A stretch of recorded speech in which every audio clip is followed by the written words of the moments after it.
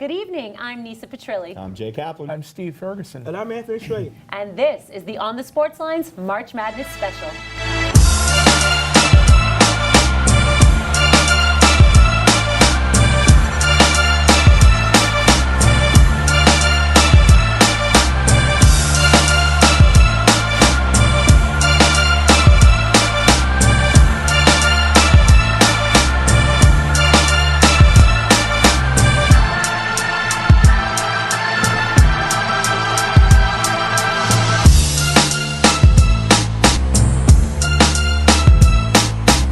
The middle of March brings us the craziest postseason in all of college sports. From the first four all the way to the final four, nothing tops the NCAA men's basketball tournament.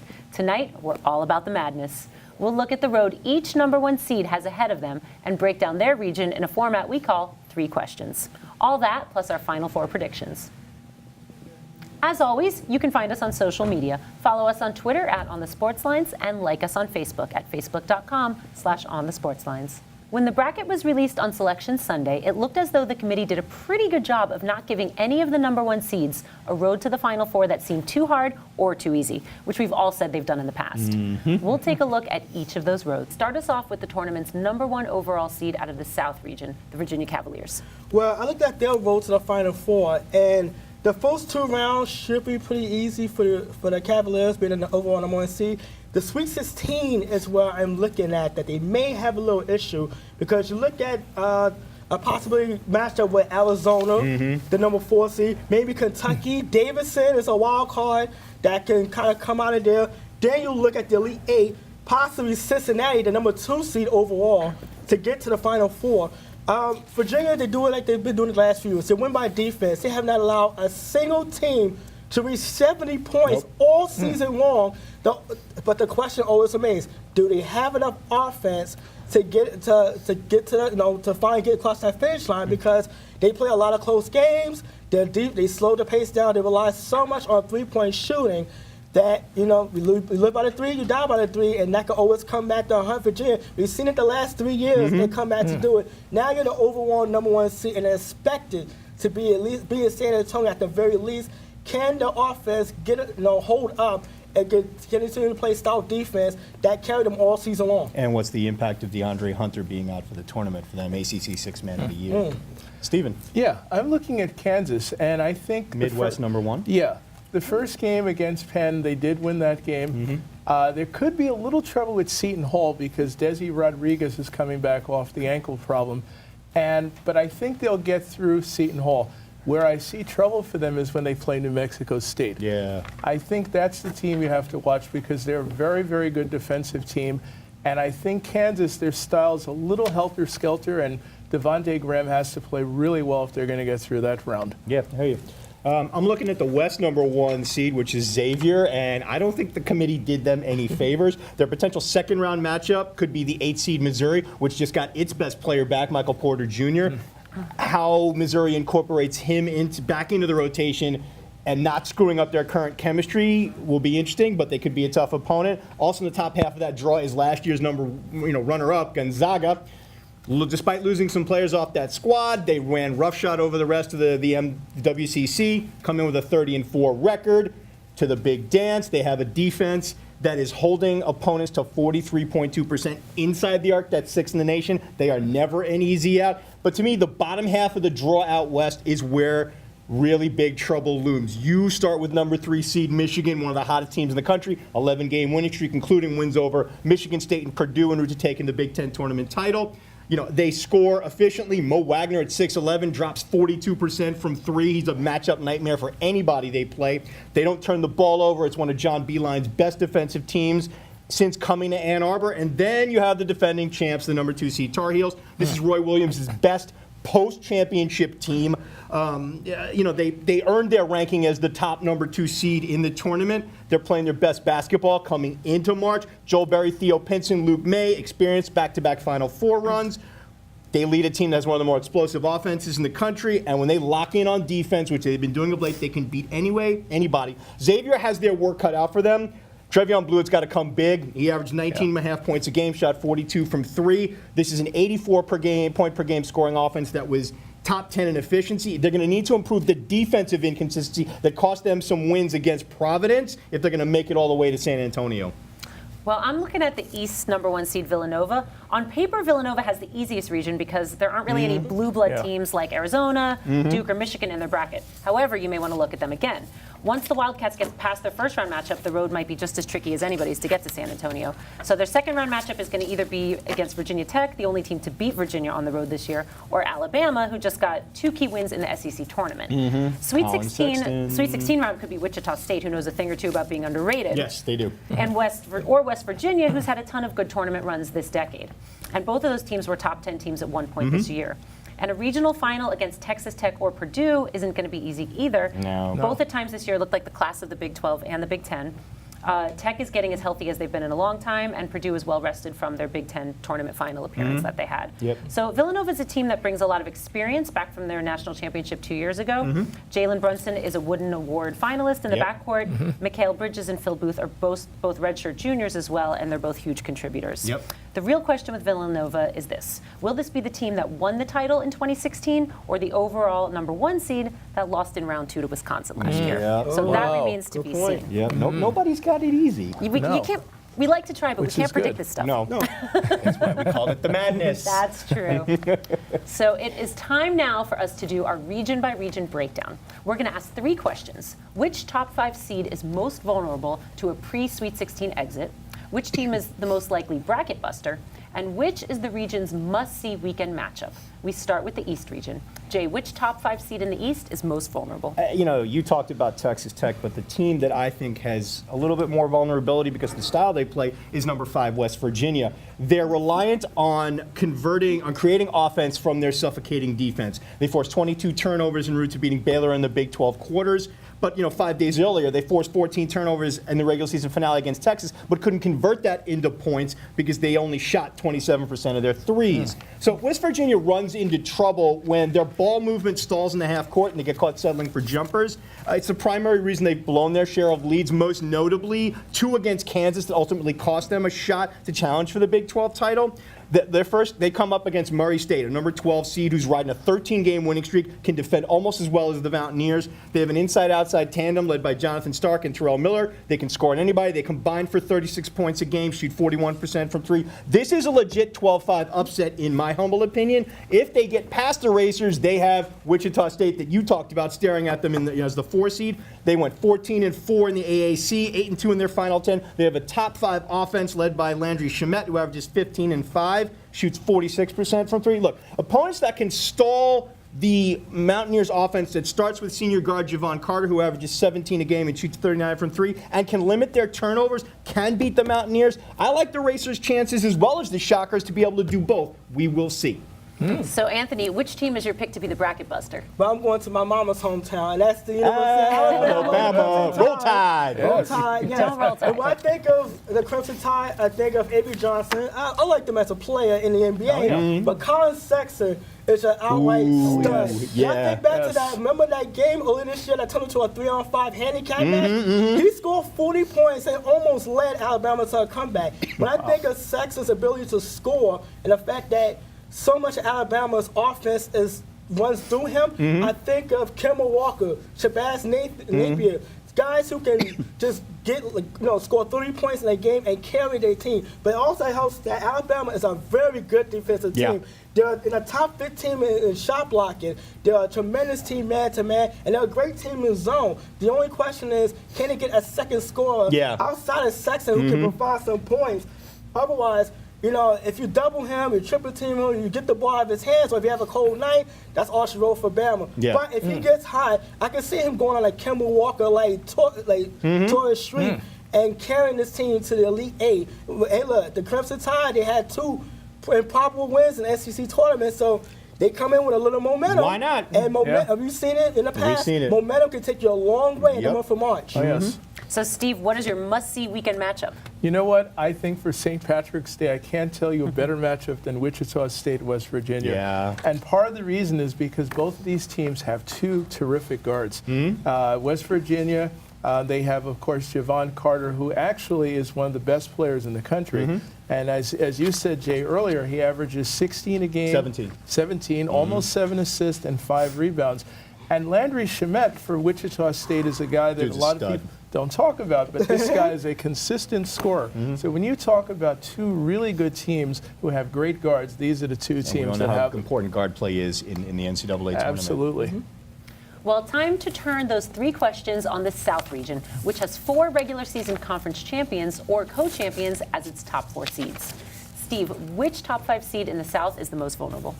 I would say Tennessee definitely is. I mean, you really, when you think about their team, they don't really have anybody that stands out, and that's one reason I think they could be very vulnerable.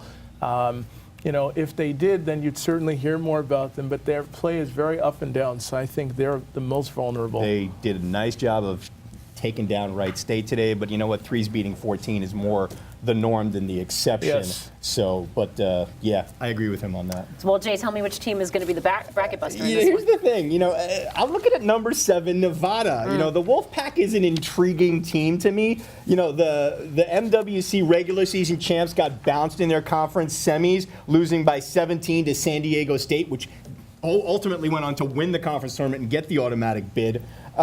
They have a top 10 offense. It's one of the most explosive in the country, led by Caleb Martin and Jordan Caroline. They can put up points in bunches. The flip side of that is their defense is among the worst in the field of 68.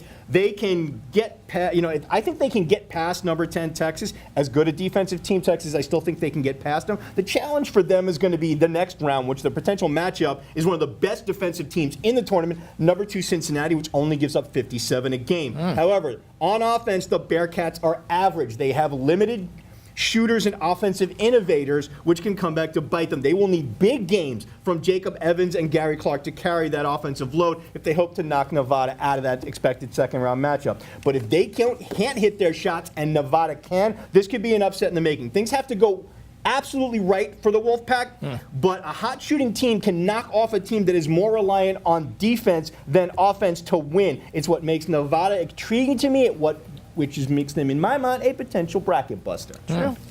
So, Anthony, what's your must-see weekend matchup? You know what? I got number 4 Arizona and number 5 Kentucky. Yeah. This seems like something That's that a should good have one. been. This should have been a matchup that's been later on in the tournament, Yep. like maybe Yeah. the Elite 8 or even a Final 4 matchup. But when I look at the two teams, Arizona has DeAndre Ayton, who is like the stud, one of the biggest big men, Yep. in the country by far. 19 a game, 11.5 rebounds a game. Kentucky do not have any inside presence whatsoever in terms of shot blocking, No. and they're Which is unusual for a which is very- Calipari yes, team. Yes, I it think is. I think this is one of the weaker teams John Calipari has fielded because of the inexperience. They have a lot of freshmen. They have a lot of freshmen on the team, a lot of sophomores, but also they're not a great shooting team. They get a lot of their points inside the perimeter. They only shoot 68% from the free throw line. And if Arizona get out on the run, it could be a complete mismatch. This game could be over before the halfway point of the second half. Now, honorable mention, Davidson, if they advance, this could be more of a shootout because these are two teams who can score from outside. Davidson is another team that live and die by the three-pointer. And, Arizona is not a strong defensive team. I expect Arizona to advance, but depending on the opponent, it could be an easier time with Kentucky because of the mismatch and the fact that they have more scoring, or it could be a shootout that, kind of hold on to your, kind of brace yourself for a wild finish. And we like wild We like finishes. finishes. It's also a question Yes, whether or we not do. John Calipari being pissed off that the team has to fly all the way out to Boise. Yes. When that comes back to bite Kentucky in the saying that a butt. lot. When The does he last not few days. complain? That's all. Well, that's Cal, right? Yeah, definitely. Moving on. Well, now we move to the bottom half of the bracket, starting with the Midwest region, which has 3 former NCAA champs as its top 3 seeds. Jay, which top 5 seed in the Midwest is most vulnerable? You kind of got to go with Auburn. I mean, that was, I think they were overseeded based on the slide they had coming into the tournament. So, I mean, to me, they're the easy pick as the most vulnerable seed. A high seed is a 4. They had, their decline was due to, late season injuries. 2-4 in their last 6 games, all of which involved the full or partial absence of Anthony McLemore. He's a 6'7" sophomore, one of the best shot blockers in the country, 2.7 a game before he suffered a horrific ankle injury in February against South Carolina. His nominal replacement is 6'8" junior Hari Spencer. The dude has fouled out twice in 2 of the team's recent losses, despite only playing 25 total minutes.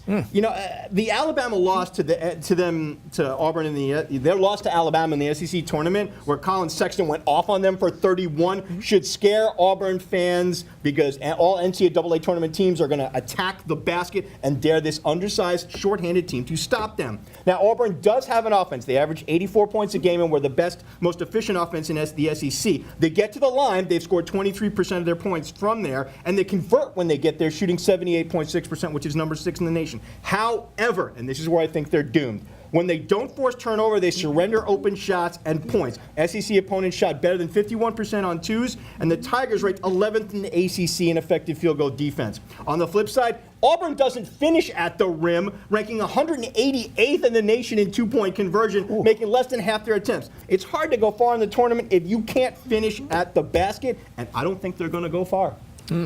So, Anthony, which team is your pick to be the bracket buster? You know what? I'm going with the Aggies of New Mexico State. Yeah. You know what? They're the number 12 seed, the WAC tournament champions.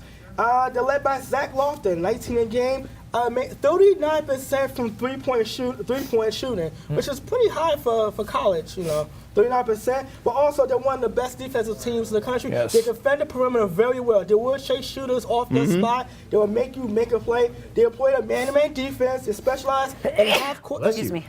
In the half-court trap. We used to see that in the NBA a lot of the time with Chicago in particular. Yeah. They force a lot of turnovers, but they take care of the basketball themselves. They'll force 20% turnover ratio on opponents' possessions when it comes to turnovers, and they convert those into points. So New Mexico, they're a tough, they're an opportunistic team. If they get running, they can really go far. They could. That's true. Steve, what's your must-see weekend matchup? You know, for me, it would be Duke, Rhode Island. Yeah. Now, this should be very interesting. I mean, we always hear about Grayson Allen. That's the first name you hear out of Duke. Yep. He is a very crafty but also very dirty player, in my opinion. But he is very talented, and if he's shooting well, that gives Duke a huge edge. And then you look at the inside game of Duke with Marvin Bagley and Wendell Carter Jr. If these guys are playing well, they will give Rhode Island a hard time.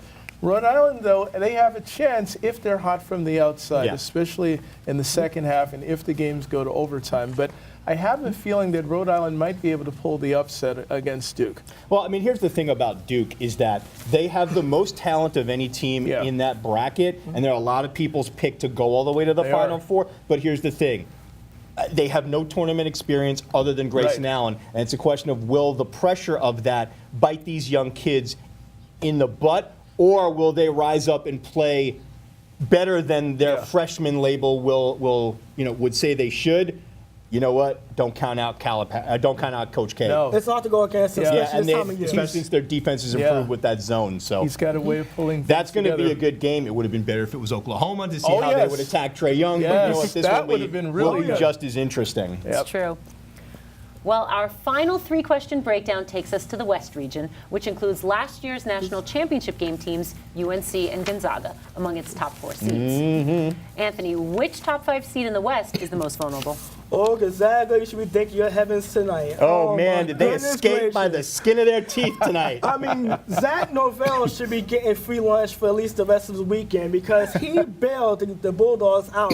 I mean, the most glaring weakness showed up today in the fact that when they get one-dimensional, they are a terrible shooting team. Yeah. This is the first 20 minutes. They shot 37%, under 37% in the first half, 0 for 13 over the first 20 minutes. And they actually trailed for the most part of this game against UNC Greensboro. They are very lucky, but they just showed their vulnerabilities.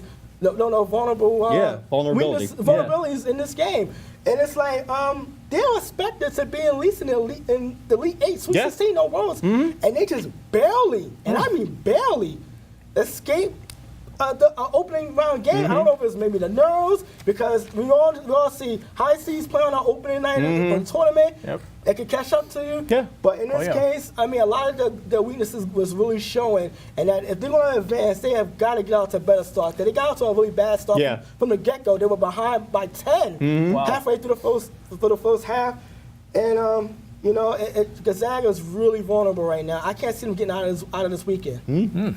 So, Steve, which team is your pick to be the bracket buster? You know, for me, it's got to be Providence because Yeah. they're about as hot as you can be. They finished at the last 9 games 5-4. They won the Big East tournament. They played extremely well during that stretch.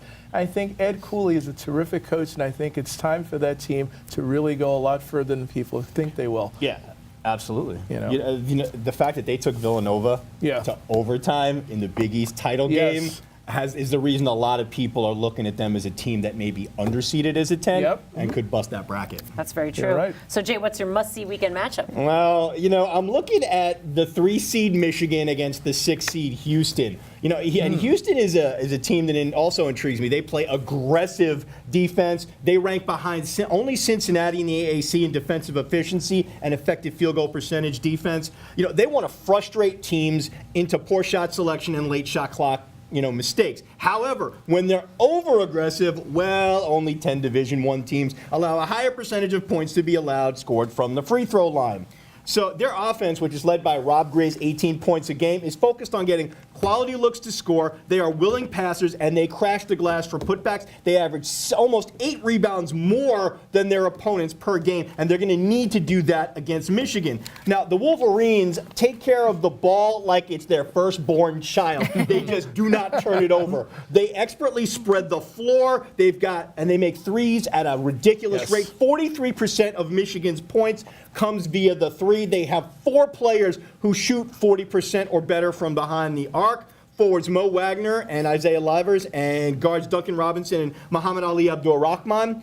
Guard Xavier Simpson is a terrific on-ball defender, and when you pair him with athletic wings like Abdul-Rahman and Charles Matthew, it gives Coach Beeline ability to effectively mix his defense. They mostly run man-to-man, but he will throw in some 1-3-1 half-court defense to keep foes off balance. And as I said earlier, this is his best defensive team since he came to Ann Arbor. Here's the thing. If Houston's going to bust open the West bracket, this is the game where it will happen. Though, you know, San Diego State's giving them all they can handle in their first round, you know, matchup. Michigan's a dark horse Final Four team to a lot of people, and if they're going to get there, this is the game where it will start. No disrespect to Montana, but Michigan's the 3 seed for a reason. This is the second round matchup that I think is must see. And you know what? Michigan was very impressive. I went to a few games of the Big Ten you did. tournament. That's right. We talked about this. Michigan was very, very impressive. And you know what? They turned a lot of heads performing on the big stage at Madison Square Garden. Back-to-back Big Ten tournament champions. First time that happened in a long time. That opened up a lot of eyes. I mean, the Wolverines are a scary team. They are, and they're getting hot at the right time. They went through a gauntlet of the Big Ten's best to get here.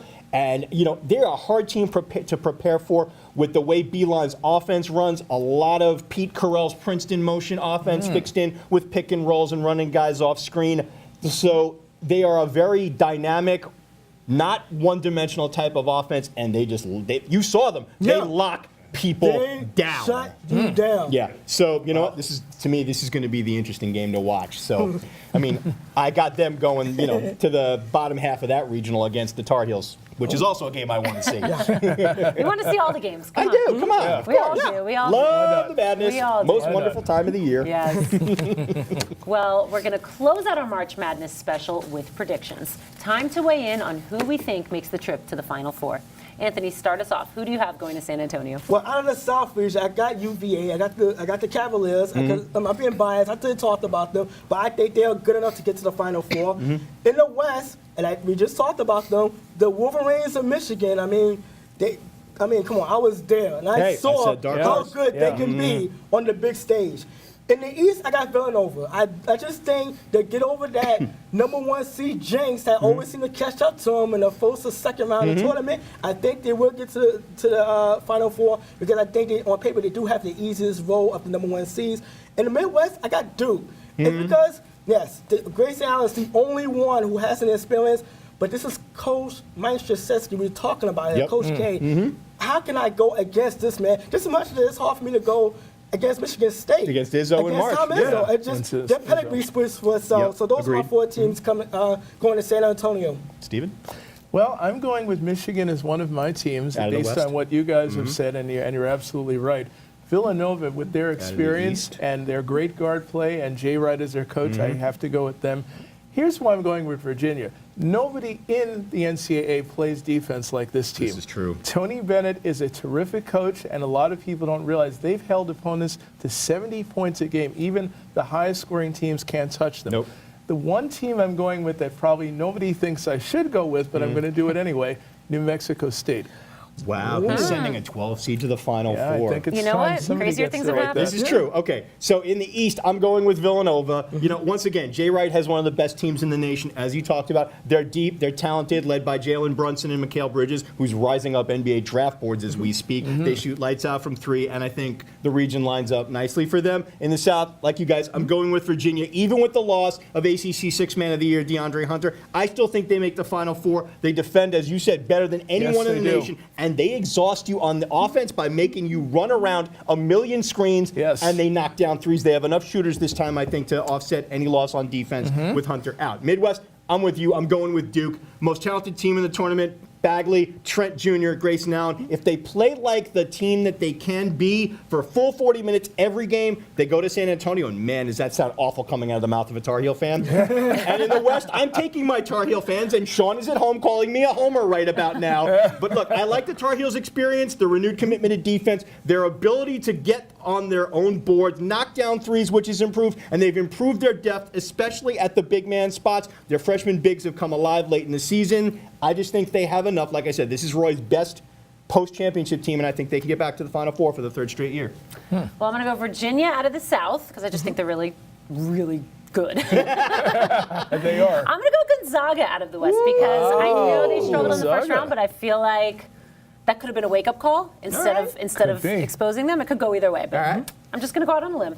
I'm going to go with Purdue in the East and Michigan State in the Midwest. She's the one not sleeping on Tom Izzo. Yes, Wow. yes, exactly. So, but you know, we could all be totally Yeah, wrong. you could We'll miss see what one. happens 2 weeks from We can now. have a George Mason experience for There all we we go. know Oh, yeah, in the that's next few right. weeks. 2 weeks from now on the next show, we'll tell. And that would be very, very interesting. Yep. Would be. Well, that does it for this week. For Jay Kaplan, Steve Ferguson, and Anthony Strait, I'm Nisa Petrilli. Thanks for spending part of your evening with us. We'll see you on March 29th for the Final Four opening day edition of On the Sports Lines. Remember, if you want to see this show again or catch up on any of the ones you might have missed, check us out at youtube.com/onthesportslines. And check out Anthony's piece on the late Drazen Petrovic at onthesportslines.blogspot.com. Enjoy the madness. Enjoy the madness. Everybody.